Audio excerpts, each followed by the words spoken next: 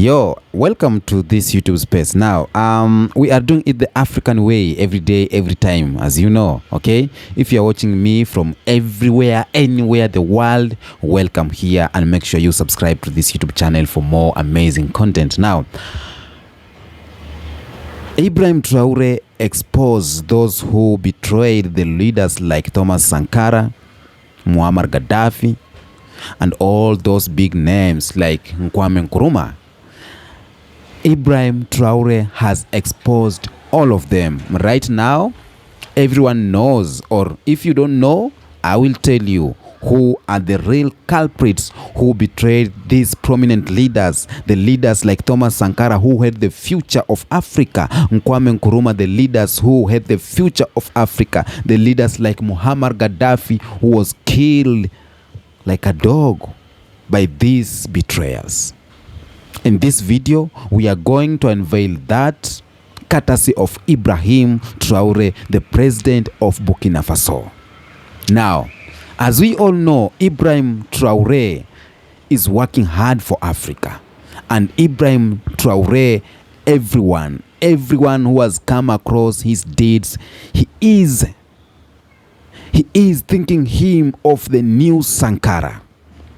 Ibrahim Traore has the touch of Thomas Sankara, the ability of changing Africa and changing how people are, the perspective of people to Africa. And by doing this, by having these characteristics of the Sankara, by having the interest of Africans and Africa, by having the interest of black people in his heart, he is facing a lot of criticism. He is facing a lot of threats. He is facing a lot of negativity from these people that I'm going to tell you. And these same people who are betraying or who want Ibrahim Traore to go down are the same people who betrayed Thomas Sankara, are the same people who betrayed Kwame Nkrumah, are the same people who betrayed Muammar Gaddafi, are the same people who betrayed each and every leaders who has the future, who are betraying the leaders who wants Africa, are the same people who don't want Africa to go ahead. Number one on the list is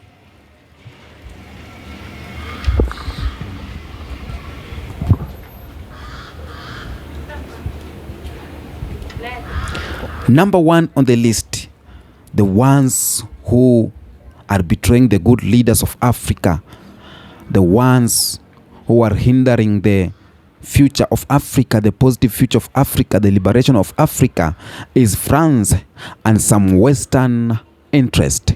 France is the main key of those who betrayed Thomas Sankara. France are the main culprits who betrayed Kwame Nkrumah. France are the main culprits who don't want to see Africans and Africa ahead, who wants Africa to be the tail and not the head, who wants Africa and Africans to stay in poverty.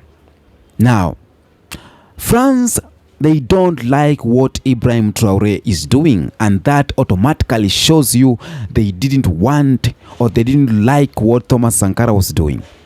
France, they are opposing everything that Ibrahim Traore is doing. Now, Traore has distanced Burkina Faso from France, expelled French troops, and ended the military agreement, reducing France's influence in the region. And this is making them sad, angry. This is making them have these feelings that they want to eliminate Ibrahim Traore. Same to Thomas Sankara. Burkina Faso or Ibrahim Traore has distanced himself or Burkina Faso with French, and this is making the enmity between Burkina Faso and France. This is making Burkina Faso or is making France want to eliminate Ibrahim Traore, and this is one of the things that Thomas Sankara wanted. Thomas Sankara did not want any influence or foreign influence in Africa. Kwame Nkrumah was against the Western influence in Africa simply because this influence only creates commotions, wars, and poverty among the people. They are not helping Africans, and a lot of Pan-Africans and Africans, they know this. They know that Western influence in Africa has only negative impact than positive impact. If we are talking about positive impact, it's only 2%, but the other 98% of Western influence or France influence in African countries is negative. The wars that's going on in Africa is because of them.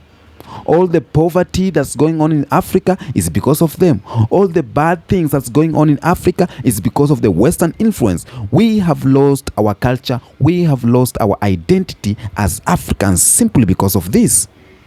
Now, one thing for sure is Africa can stand by itself. One thing for sure is the foreign countries does not help, because they claim they help, but they take. And one thing for sure is if African countries unite, if the leaders of Africa unite, that means that we will end the Western influence and we will be able to bring out our countries at the best. But let me tell you this. Thomas Sankara wanted the unity of Africans. Kwame Nkrumah wanted the unity of African countries. Muammar Gaddafi wanted this, but they were betrayed. And France are on this A list. Those who betrayed Muammar Gaddafi, Thomas Sankara, and these other good leaders. Any good leaders who is coming about, any good leader who want the betterment of Africa, he or she will be betrayed by France. Number 2 on my list is pro-Western African leaders. Now, some West African leaders aligned with France and the West to see Traore's policies as destabilizing and fear they could inspire similar anti-Western movement in their countries. His rhetoric of sovereignty challenges the existing regional order dominated by France-backed leaders. Some West African leaders are betraying Ibrahim Traore of what Ibrahim Traore is doing because they are aligning themselves with the likes of France. Same to Thomas Sankara. These leaders, they are the ones who betrayed Thomas Sankara. These leaders from West African countries are the one who betrayed Muammar Gaddafi. These leaders are the one who betrayed Kwame Nkrumah. Kwame Nkrumah, or Thomas Sankara to be specific, was not betrayed by one or single person. He was betrayed by a group of people. And this group of people are some leaders from West African countries, and they were sent by France. What I'm trying to say is, according to the title of the video, Ibrahim Traore actions has exposed the leaders. Ibrahim Traore actions has exposed countries that they don't want or that they betrayed the unity of Africa.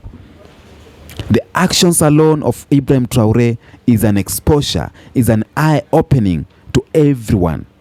An eye-opening to those who believe in him, an eye-opening to those who believe in the unity of Africa, an eye-opening to those who supported Thomas Sankara, because what Ibrahim Traore is doing is exactly what Thomas Sankara was doing. And because of that, Thomas Sankara was betrayed, and Ibrahim Traore has exposed that through his actions. So those leaders or those people who doesn't like what Ibrahim Traore is doing are the ones who betrayed our great leaders ever been in Africa. Number 3 on my list, and this, I've been saying this, ECOWAS. ECOWAS betrayed good leaders. AU betrayed good leaders. ESC, East African Community, or SADC, betrayed good leaders. But now we are talking about economic community of West African states. Now, why they do not like or they don't like Ibrahim Traore is because of this. Traore alignment with Mali and Niger in forming the Alliance of Sahel states weakens ECOWAS influence. Burkina Faso rejection of ECOWAS mediation and threats to exit the bloc challenge its authority. Now, ECOWAS is a tool of the Western influence. ECOWAS are backed up by France. Traore refusing to align himself with France or with ECOWAS has reduced their influence, and they don't like that, whether it's for positive or negative. Traore is fighting for the betterment of Africa. Why ECOWAS is not supporting him? Is it a must for him to be in that bloc? Not a must for him to be on the bloc. But I may say this. Thomas Sankara was betrayed by these blocs we call the blocs of unity. Muammar Gaddafi and all these good leaders are betrayed by these blocs like ECOWAS, AU, SADC, because these are the watchmen of the colonizer. ECOWAS is the watchman of France. Whatever ECOWAS is doing is supported by France. Whatever France is doing is backed up by France.